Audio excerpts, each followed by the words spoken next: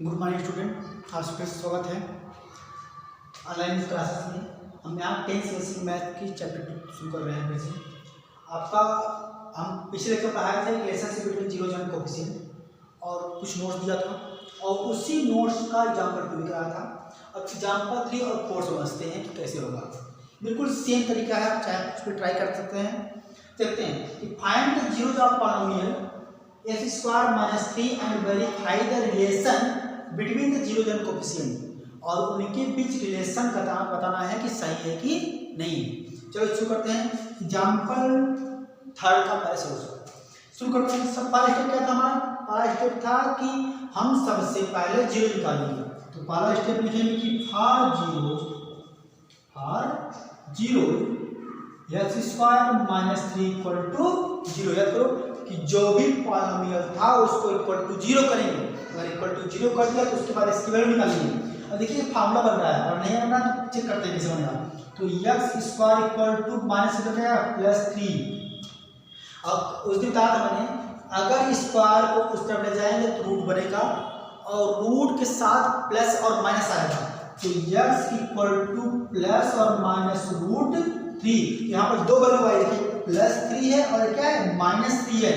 तो x equal to क्या है प्लस रूट 3 और एक्स इक्वल टू क्या है माइनस रूट 3। यहाँ पर इसे बोल देंगे अल्फा और इसे बीटा। रूट हो गया हमारे पास, रूट तो आ गए। अब समझते हैं दूसरा स्टेप। दूसरे स्टेप में हम चेक करेंगे रिलेशन के पहले क्या करते हैं, ए बी सी निकालते हैं। एक्स स्क्वायर रहा माइनस 3 इक्वल और बस में। तो यहाँ पर ये क्या है, अगर हम कंपेयर करें अपने वैल्यू से क्या होता था, x square plus b x plus c. Compare करो, ए इक्वल टू क्या आ रहा है यहाँ पर 1, ए इक्वल टू 1। अब चेक करो एक्स यहाँ पर है ही नहीं, जब एक्स नहीं तो बी का बोलेंगे इसको 0। तो बी इक्वल टू क्या हो गया 0 हो गया। अब बात करते हैं सी की। सी इक्वल टू क्या है माइनस 3 है तो सी इक्वल टू माइनस 3। जब ए बी सी आ जाए तो हम रिलेशन चेक कर सकते हैं। बोलेंगे पहला रिलेशन क्या था कि sum of zero that is क्या था alpha plus beta equal to minus b by a. चलो चेक करो अल्फा वैल्यू क्या है प्लस रूट 3 और प्लस और माइनस का जगह माइनस जगह तो minus root 3 equal to minus B value क्या है 0 पान ए वैल्यू क्या है 1। इस तरफ का क्या होगा 0। उस तरफ देखो किसी क्या 0 में हम किसी नंबर का भाग देंगे क्या आएगा, डिवाइड करेंगे क्या आएगा 0 आएगा। तो ये क्या आ गया 0 हो जाएगा। तो अब अगर लेफ्ट और राइट इक्वल है तो बोलेंगे वेरीफाइड हुआ। तो क्या हो गया वेरीफाइड हो गया। इसी का सेकंड पार्ट क्या तुम्हारे पास, सेकंड पार्ट होता है कि product of zero. Product of zero. तो प्रोडक्ट ऑफ जीरोस के लिए क्या करते हैं, दोनों को मल्टीप्लाई यानी alpha into beta equal to c by a. Formula याद करो। तो alpha into beta equal to c by a. Alpha क्या है प्लस रूट 3, तो root 3 into minus root 3 equal to c की वैल्यू क्या है, करो सी की वैल्यू है माइनस 3 अपान ए की वैल्यू 1 रही। तो माइनस प्लस माइनस होता है और अगर रूट का मल्टीप्लाई कर रहे हो और रूट के अंदर की वैल्यू सेम हो तो उसका रूट हट जाता है। तो उसका क्या आएगा 3 इक्वल टू अगर माइनस 3 दोनों इक्वल हैं तो कहेंगे वेरीफाइड हुआ। ये हो गया आपका पहला दूसरे एग्जाम्पल 3 का आंसर। पहले स्टेप में 0 निकालेंगे, दूसरे स्टेप में पॉलिनोमियल से ए बी सी निकाल लेंगे और फिर सम ऑफ जीरोस और प्रोडक्ट ऑफ जीरोस से वेरीफाई कर लेंगे कि लेफ्ट और राइट इक्वल आ रहा है कि नहीं आ रहा है। अब बात करते हैं एग्जाम्पल नंबर 4 की। तो सॉल्यूशन ऑफ एग्जाम्पल 4 बहुत ही सिंपल है। क्या पढ़िए जरा, फाइंड ए क्वाड्रेटिक पॉलिनोमियल। एक क्वाड्रेटिक पॉलिनोमियल बताना है the sum and product of, याद आया सम एंड प्रोडक्ट मतलब कौन सा फॉर्मूला लगेगा अल्फा प्लस बीटा वाला नहीं, सम ऑफ जीरोस वाला। तो sum and product of zeros are -3 and 2 respectively, यानी वो अल्फा बीटा नहीं दिया है, अल्फा प्लस बीटा सम पूरा दिया है -3 और प्रोडक्ट दिया है 2। तो इसका फॉर्मूला क्या बनेगा px इक्वल टू k बार x square minus sum of zero और इंटू क्या एक्स और फिर प्रोडक्ट ऑफ जीरो, ये रहा। तो डायरेक्ट वैल्यू पुट करो, के की वैल्यू के रहने देंगे, एक्स स्क्वायर माइनस सम क्या है -3, तो -3 इंटू एक्स और प्लस प्रोडक्ट क्या दिया है 2। अब चेक करो क्या के x square minus minus plus 3 into x और प्लस 2, ये हो गया हमारे पास पॉलिनोमियल। क्या आया x square plus 3x plus 2। के लिखा करो इसलिए क्योंकि हो सकता है कि वो जो प्रोडक्ट है आपका यहाँ पर वैल्यू है वो कुछ कॉमन हो, किसी का डिवाइड हो रहा हो, इसलिए के लिखना जरूरी होता है, किसी में दिखा था। तो ये आपका एग्जाम्पल नंबर 4। अब बात करते हैं कुछ और नोट्स की, इसे पॉज करके नोट करो। चलिए शुरू करते हैं आगे। Relationship between zero and coefficient का पॉलिनोमियल चल रहा था, उसमें हमने क्वाड्रेटिक समझ लिया था, जो क्वाड्रेटिक पॉलिनोमियल समझ लिया था। कभी कभी स्टैंडर्ड वालों के लिए क्वेश्चन आता है क्यूबिक के लिए, उनके बता रहे हैं। दूसरा पार्ट किसके लिए है, क्यूबिक पॉलिनोमियल के लिए, पॉलिनोमियल के लिए। और क्यूबिक पॉलिनोमियल क्या होता है, जिसकी डिग्री कितनी हो 3 हो, जिसकी डिग्री क्या हो 3। हम नार्मली पॉलिनोमियल लेते हैं px equal to ax³ plus bx square plus cx plus d। देखिए अब यहाँ पर a b c की जो मीनिंग है वो चेंज हो जाएगी। पिछली बार a क्या था, x स्क्वायर का कोएफिशिएंट था, लेकिन इस बार किसका है, x³ का कोएफिशिएंट है। और x स्क्वायर कोएफिशिएंट क्या है, b है, और x कोएफिशिएंट क्या है, c, और कांस्टेंट टर्म क्या है, d है। और अगर क्यूबिक है इसको जीरो भी 3 आएंगे, 3 जीरो आएंगे। तो जीरोस क्या मान लेते हैं, हमारे पास जीरोस क्या है, अल्फा, बीटा और गामा। 3 जीरो हैं, अल्फा, बीटा और गामा। तो इसको सॉल्व करेंगे, 3 जीरो हमारे पास आएंगे, उनको मानेंगे अल्फा, बीटा और गामा है। तो सॉल्व करने का आपको नहीं आता, बस आपको पॉलिनोमियल बनाने के लिए आता है। जब जीरो दिया हो तो पॉलिनोमियल कैसे बनाते हैं। तो अभी भी 2 केस है, पहला केस है और कि कैसे हम पॉलिनोमियल बनाएंगे और उन दोनों में कैसा रिलेशन होता है। पहले रिलेशन समझते हैं। पहला रिलेशन है किसका, कि सम ऑफ जीरोज का।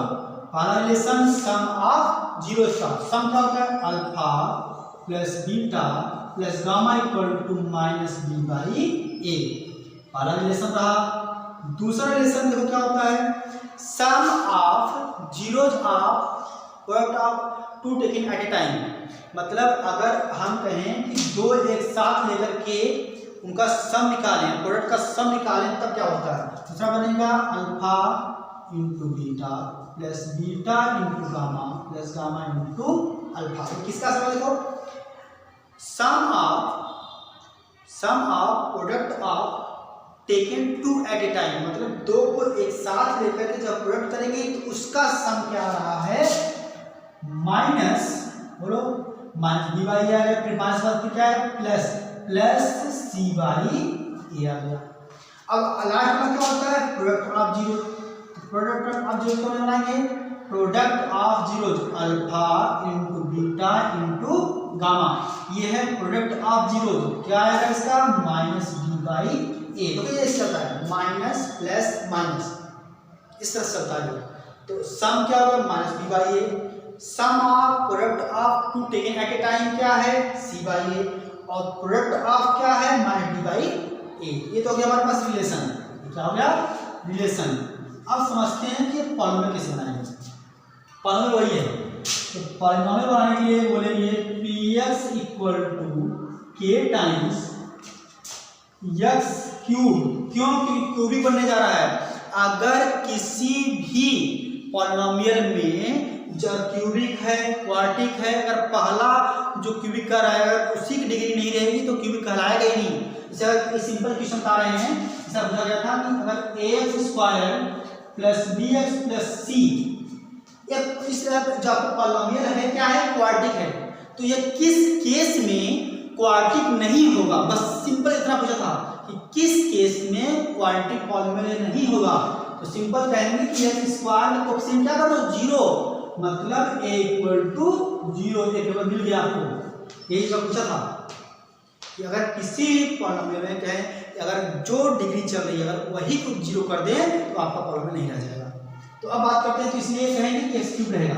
एक्स क्यूब माइनस क्या है, sum of zero minus sum into x square plus sum of zero sum of product of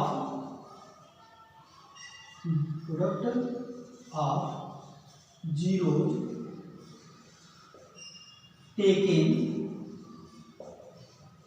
to at a time, मतलब दो को साथ लेकर जब सम करेंगे तो उसका क्यूब, और इसका इंटू क्या होगा यस, लास्ट क्या बनेगा माइनस प्रोडक्ट ऑफ जीरो। फिर समझेंगे, x cube minus sum into x square plus sum of product of zero taken to at a time into x और माइनस प्रोडक्ट ऑफ जीरो। इसका बहुत simple example है, example number आपका 5। देखते हैं फिर से, ये रहा हमारे पास रिलेशन और ये रहा कैसे पॉलिनोमियल बनाते हैं। एग्जांपल समझते हैं, हमारे पास एग्जांपल 5 है। बहुत सिंपल कह रहा है कि वेरीफाई करो कि अगर हमारे पास जीरोज -3 -1 -1/3 हो और पॉलिनोमियल का जो रिलेशन है वो दिया हुआ है 3x³ - 5x²। समझेंगे, हमारे पास दिया हुआ है जीरो कि alpha equal to -3 + 3, beta equal to -1 और गामा इक्वल टू -1/3। और जो हमारे पास क्यूबिक पॉलिनोमियल है वो क्या है, px equal to 3x³ - 5x² - 11x - 3। और आपको करना क्या है, बस वेरीफाई करना है कि ये आपकी जो वैल्यू है वो आपके रिलेशन में संतुष्ट कर रहे हैं नहीं कर रहे हैं, वेरीफाई कर रहे हैं नहीं कर रहे हैं। तो बहुत सिंपल तरीका है। हमारे पास देखिए अल्फा है, बीटा और गामा है, अल्फा बीटा और गामा है, और साफ साफ दिख रहा है ये वैल्यू किसकी है, ए की, ये वैल्यू पूरी किसकी है, बी की। a equal to 3, b equal to -5, c equal to -11 और d इक्वल टू -3 है। अगर ऐसा है तो अब इन तीनों में आपको क्या करना है, इसे डायरेक्ट पुटअप करना है और देखना है कि लेफ्ट और राइट इक्वल आ रहे हैं कि नहीं है। अल्फा बीटा गामा वैल्यू यहाँ रखेंगे और -b/a की वैल्यू यहाँ रखेंगे। जब रख के चेक करेंगे तो लेफ्ट और राइट इक्वल आएगा और बोल देंगे कि वेरीफाई हो गया। तो ऐसे क्वेश्चन जल्दी नहीं आते, वो केवल स्टैंडर्ड वाले पे आते हैं जब से अच्छा शुरू हुआ है। तो ये रहा हमारे पास नोट्स एक्सरसाइज 2.2 खत्म हो गया। अब बात करेंगे हम एक्सरसाइज 2.2 की, तब तक इस वीडियो को पॉज करके इसे नोट कर लीजिए। गुड मॉर्निंग स्टूडेंट, आपका फिर से स्वागत है।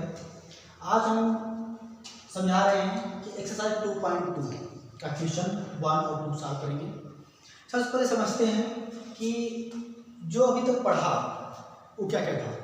हमने देखा कि अगर किसी क्वाड्रेटिक पॉलिनोमियल में हमारे पास नंबर ऑफ जीरोज निकालना है, फिर जीरोज निकालना है कैसे निकालते हैं, पॉलिनोमियल को इक्वल टू 0 करके और उसका एक्स की वैल्यू निकाल लेते थे। लेकिन यहाँ पर देखिए हमारे पहले क्वेश्चन में क्या पूछ रहा है कि find the zeros of following quadratic polynomial and verify the relationship between the zeros and coefficient. अब क्वेश्चन आप कर चुके हैं, एग्जाम्पल मैंने करवा भी था, लेकिन फिर से समझते हैं। पहले क्वेश्चन क्या करना है, x² - 2x - 8 दो स्टेप प्रोसेस था। पहले स्टेप में हम क्या करते थे कि जीरोज निकालते थे अल्फा और बीटा की वैल्यू, और दूसरे स्टेप में आपके जो रिलेशनशिप किसमें है, जीरोज और कोएफिशिएंट में, उनको वेरीफाई करते थे कि इक्वल है कि नहीं है। क्या क्या हमारे पास रिलेशन था, फिर से डिवाइड कर दे रहे हैं कि sum of zeros alpha plus beta equal था क्या -b/a। दूसरा रिलेशन था प्रोडक्ट ऑफ जीरोज का, मतलब alpha into beta equal to c/a। और a b c क्या करता था कि अगर हम इसे स्टैंडर्ड फॉर्म में रखें ax² + bx + c, तो यहाँ पर x² कोएफिशिएंट a, x का कोएफिशिएंट b और कांस्टेंट टर्म क्या होता था c। तो इसको कैसे करते हैं हम कुछ क्वेश्चन कराएंगे, कुछ आप करेंगे, और जो नहीं समझ में आएगा आप खुद बताएंगे हमें, सॉल्व करा देंगे उसको। तो पहला क्वेश्चन सॉल्व करते हैं।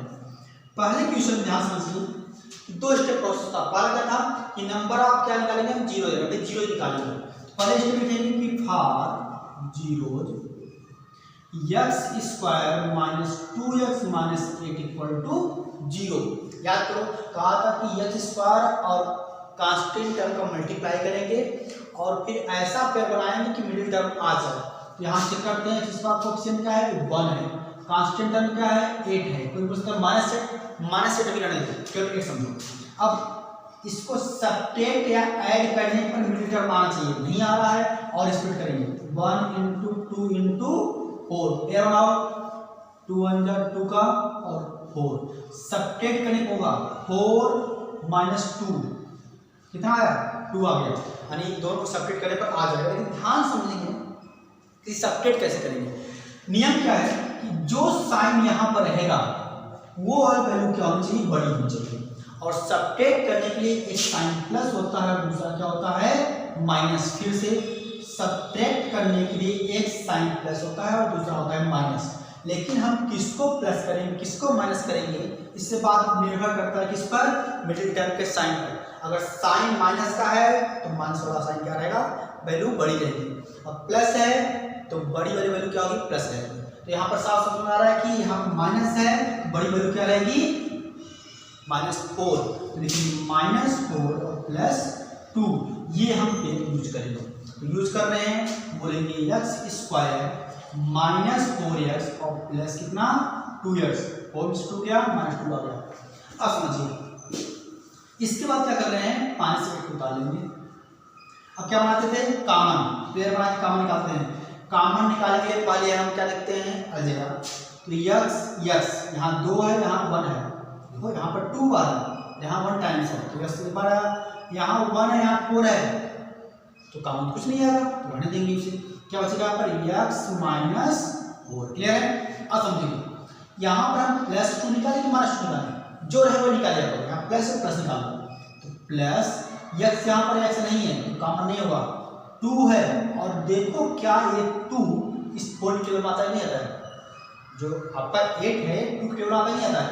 यहाँ पर जो रहेगा अगर इसके टेबल में आ रहा है तो कॉमन निकल सकता है, तो 2 4 जा 8, मतलब आपका कॉमन निकलेगा, तो 2 बाहर निकाला, क्या बचा x माइनस 2 4 जा 8, ये आ गया कॉमन। तो कॉमन में क्या करते हैं, x एक साथ और ये वैल्यू एक साथ। बताया था नेक्स्ट प्रीवियस वीडियो में कि अगर हमारे पास दो वैल्यू कांस्टेंट मल्टीप्लाई हो और दोनों का आंसर 0 आ तो अकेले अकेले क्या आएंगे, वो 0 के इक्वल होंगे।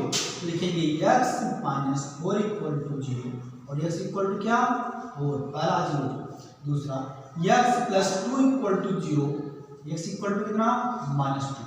ये वैल्यू हो जाएगी अल्फा की और ये वैल्यू किसकी हो जाएगी, बीटा की। तो पहला स्टेप हो गया हमारा कि जीरोज तो आ गया। अब चेक करना है कि जीरोज और कोएफिशिएंट में रिलेशन क्या है। दूसरे स्टेप में क्या करेंगे, रिलेशन निकालेंगे। तो रिलेशन के लिए क्या करेंगे, जो पॉलिनोमियल है वहां से पहले एबीसी निकालते हैं। तो क्या है, देखो x square minus 2x minus 8, बताओ एक वैल्यू क्या है, एक वैल्यू कांस्टेंट के साथ एक्स स्क्वायर के कोएफिशिएंट के साथ मल्टीप्लाई 1 था, बी की वैल्यू -2, बी की वैल्यू -2 और सी की वैल्यू क्या है -8 है। तो वेरीफाई कर रहे हैं, तो वेरीफाई के लिए पहला क्या था, सम ऑफ जीरोज, याद करो वाइस क्या करो, सम ऑफ जीरोज के फार्मूले हैं, alpha plus beta equal to -b/a। Alpha beta की वैल्यू यहाँ से पुटअप करेंगे और बी और ए की वैल्यू यहाँ से।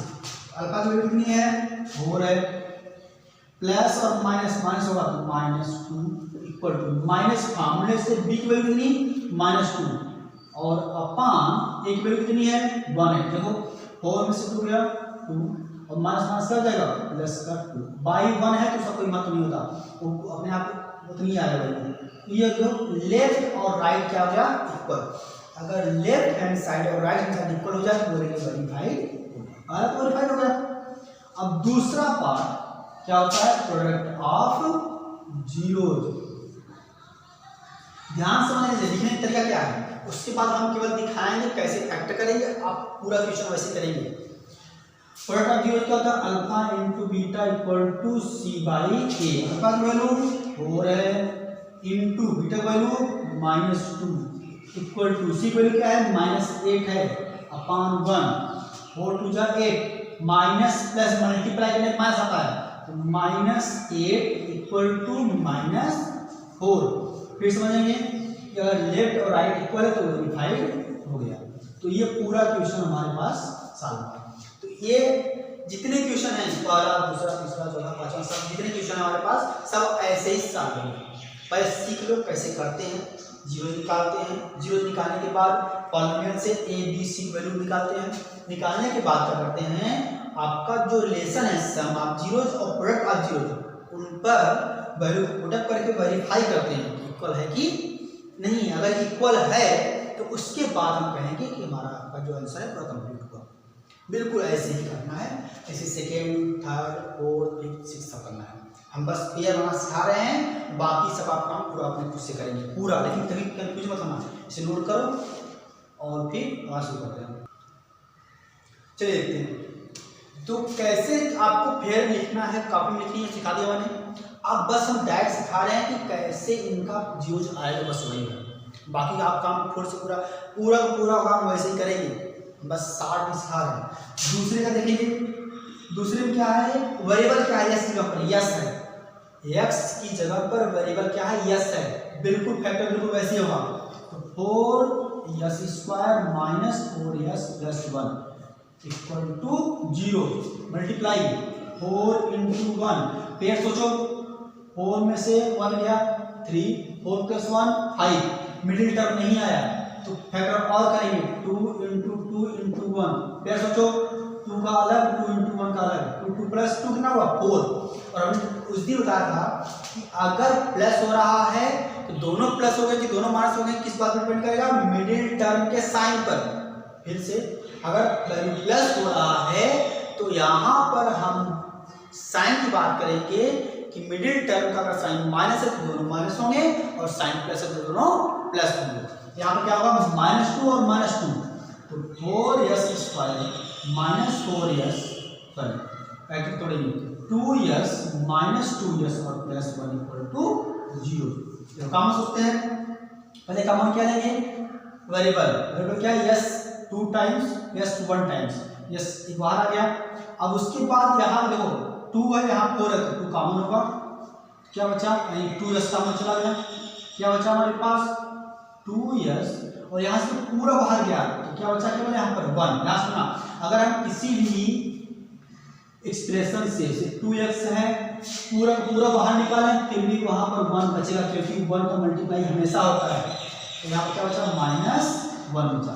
अब हमने क्या कहा था उस दिन वही समझा कि इन दोनों में कॉमन कैसे लेते हैं कि जो साइन यहाँ पर वही बाहर निकालेगा तो दोनों कॉमन कोई नहीं है।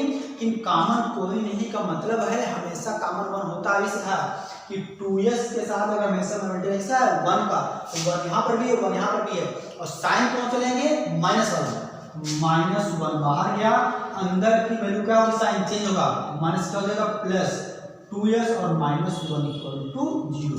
एक साथ करो तो 2s -1 और इस तरह क्या होगा 2s -1 इक्वल टू 0।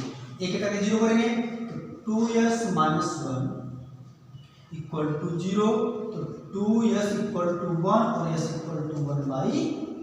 दूसरा भी सेम है 2s इक्वल टू 1 और s इक्वल टू 1/2।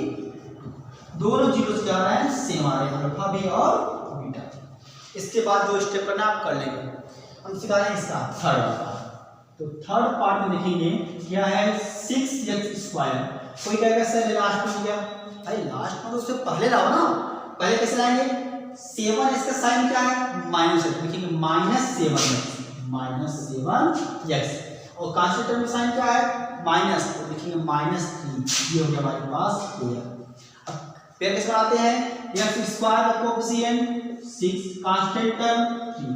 अब ऐसा पेयर सोचो मिडिल टर्म आ जाए 6 + 3 9 6 - 3 3 नहीं हुआ तो और फैक्टर करेंगे ऐसे करेंगे 2 × 3 × 3।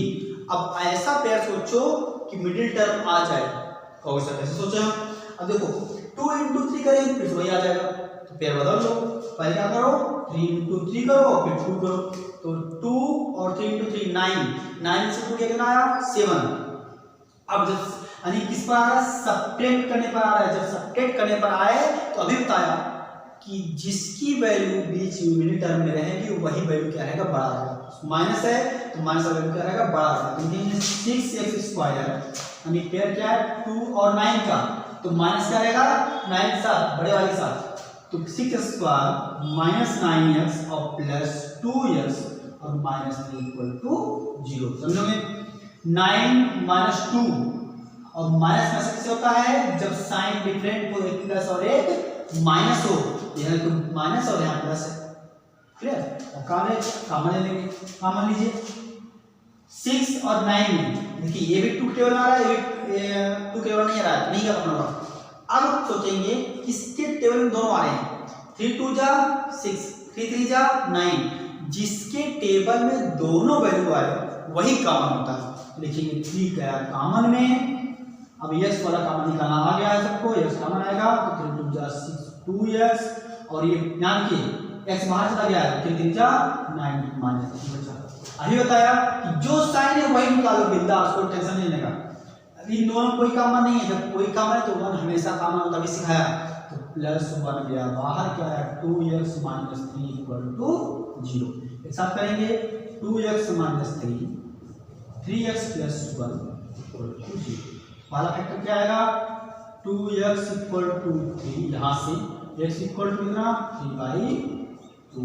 यहाँ देखेंगे 3x + 1 = 0, तो 3x = कितना -1, प्लस से माइनस, और x = कितना -1/3। तो ये रही वैल्यू अल्फा की और रही बीटा। इसके बाद जो आपका रिलेशन है उसको वेरीफाई कर लेना। ये रहा आपका तीसरा। अब समझते हैं 4th और 5th में, बहुत सिंपल है 4th और 5th, इसमें कुछ करना नहीं है। देखिए ये पूरा बहुत सिंपल है। अगर हम 4th की बात करें तो 4u² और प्लस 8u = 0, कॉमन निकालो आपका आंसर आ गया। देखिए 4 और 8 किसके टेबल में आ रहे हैं, 4 के दोनों आ रहे हैं, 4 गया कॉमन में, क्या बचा, और एक u गया कॉमन में, क्या बचा 4 बचा 4 1 आया, और एक u + 2 = 0। एक एक करके 0 करेंगे, 4u = 0 और 0 में किसी का भी डिवाइड करो, क्या आंसर आता है 0, तो u = क्या हो गया 0। और दूसरा वाला u + 2 = 0, u = कितना माइनस, ये रहा अल्फा और ये रहा बीटा। क्लियर है। अब समझे 5th वाला, 5th और भी सिंपल है। क्या लिखा है, t² - 15 = 0। इसको इसमें भेजोगे तो t² कितना आया =15। तो 3 बता चुके हैं। जब ये स्क्वायर इस तरफ जाएगा तो क्या बनेगा, स्क्वायर रूट और प्लस माइनस के साथ, तो t +- में 15 दो रूट बने, t +√15 और दूसरा क्या बना माइनस, t -√में 15। पहली वैल्यू अल्फा की, दूसरी किसकी बीटा की। आपका लास्ट वाला होमवर्क रहेगा आपके लिए, बस समझा रहे हैं कि कैसे क्या करेंगे। देखिए यहाँ पर 3 है और यहाँ पर 4 है, 3 × 4 चेक करो, 3 4 12, आगे पढ़ो पहले यही चेक करना। 4 में 3 गया 1, यहाँ पर 1 आना चाहिए था, और सब्ट्रैक्ट करने पर आ रहा है, मतलब एक साइन प्लस होगा, दूसरा क्या होगा माइनस, और साइन किसके साथ जाएगा माइनस के साथ, मतलब बड़ी वैल्यू से माइनस आ जाएगा, तो पेयर क्या बनेगा, पेयर बनेगा -4x और +3x।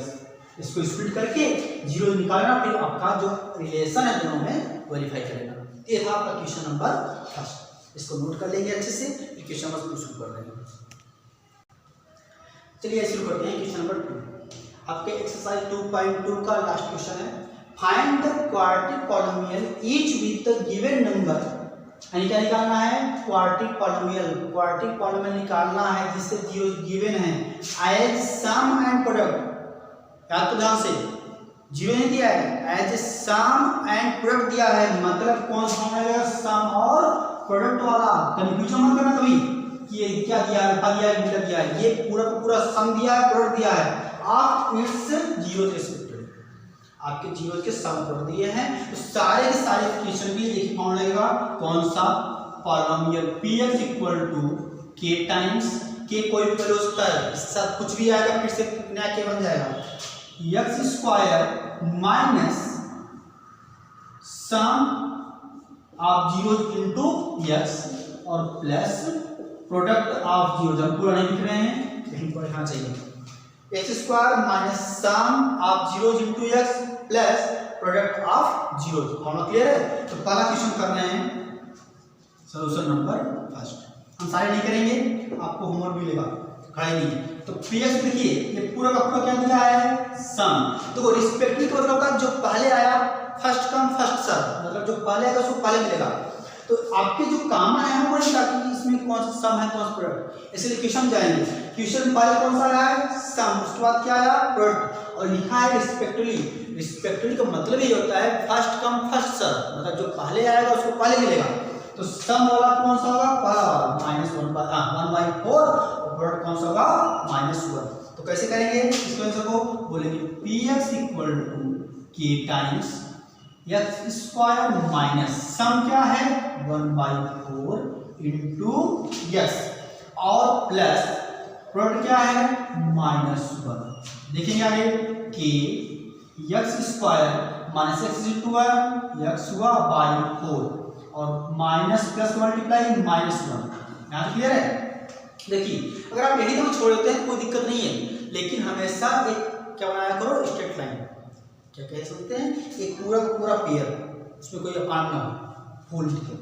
अब इसको कैसे करते हैं मैंने समझाया था कि अगर किसी भी नंबर एक नंबर के नीचे कोई फ्रैक्शन हो अपान को डिनोमिनेटर हो तो उसको उस जगह छोड़ के आपकी हर जगह क्या कर दो मल्टीप्लाई कर दो। तो बोलेंगे के यहाँ मल्टीप्लाई करेंगे 4x², यहाँ नहीं करेंगे -x और -4 और अपान में क्या आया क्लियर है?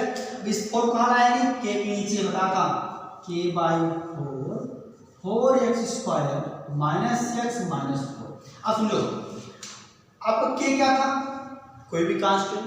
अगर कोई भी कांस्टेंट है तो अगर आप किसी कांस्टेंट से मल्टीप्लाई करो डिवाइड करो तो फिर से क्या बन जाएगा नया कांस्टेंट बन जाएगा। तो हम नया कांस्टेंट को फिर से क्या बोल रहे हैं के डैश बोलो चाहे के ही बोलो कोई फर्क नहीं पड़ता। तो हमारा फाइनल आंसर क्या आया 4x² -x ये रहा हमारा पॉलिनोमियल px। ध्यान समझेंगे आंसर क्या आया कैसे आया। k/4 एक कांस्टेंट था, कांस्टेंट मैंने फिर नया कांस्टेंट मान लिया, कोई फर्क नहीं पड़ता उससे। तो बाकी वाला क्या है हमारा पूरा पूरा आंसर है। अब दूसरा तीसरा सब कर सकते हैं बिल्कुल ऐसे ही, बस एक और दिखा रहे हैं सेकेंड वाला सॉल्यूशन नंबर सेकेंड। तो फिर क्या बोलेंगे px = k बोलो x² माइनस क्या होगा सम ऑफ जीरो इंटू एक्स और प्लस क्या बोलेंगे प्रोडक्ट ऑफ जीरो। चलो आगे बोलो के x² माइनस सम क्या है √2, तो √2 इंटू एक्स और प्लस प्रोडक्ट क्या है 1/3 है तो 1/3 लिखेंगे 1/3 लिखेंगे।